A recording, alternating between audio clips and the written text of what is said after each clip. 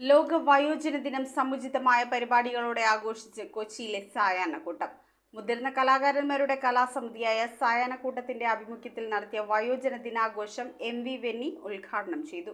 കാതികൻ ഇടക്കൊച്ചി സലീം കുമാറിന്റെ അധ്യക്ഷതയിലാണ് കൊച്ചിയിലെ മുതിർന്ന കലാകാരന്മാരുടെ കലാസമിതിയായ സായാഹ്നക്കൂട്ടത്തിന്റെ ആഭിമുഖ്യത്തിൽ ലോക വയോജന ദിനം ആഘോഷിച്ചത്. ഉദ്ഘാടനം MV ബെന്നി നിർവഹിച്ചു. സിസ്റ്റർ ലിസി ചക്കാലക്കൽ വയോജന ദിന സന്ദേശം നൽകി.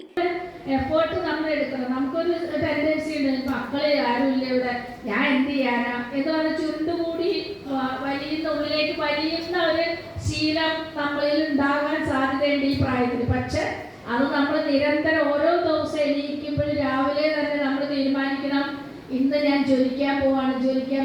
വയോജന ദിനത്തോടനുബന്ധിച്ച് ഏർപ്പെടുത്തിയ സംഗീത പുരസ്കാരം കൊച്ചിയിലെ ആദ്യ കലാഗായിക പ്രബല്ലി KM ധർമ്മനും ബിയാട്രീസും ചേർന്ന് നൽകി.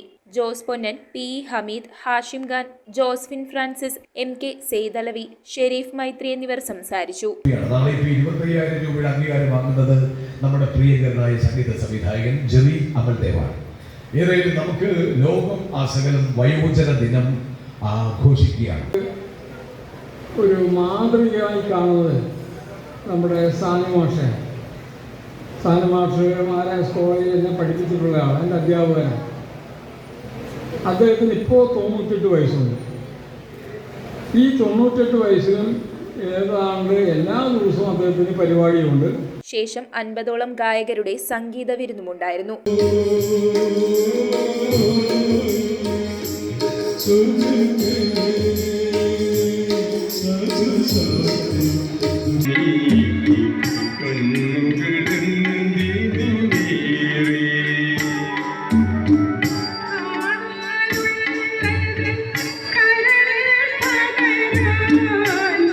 News bureau, Kochi. കമ്പ്യൂട്ടറിൽ നിങ്ങളുടെ കാഴ്ച പരിശോധിക്കുവാൻ ക്വാളിഫൈഡ് ഒപ്ട്രോമെട്രിസ്റ്റിന്റെ സേവനം ലഭ്യമാണ്. KR opticals, near Federal Bank, Palluruthy. Specs World, opposite TB hospital, Karuvelippady. KR opticals, കമ്പർഷൻ മുക്ക്, കുമ്പളങ്ങി.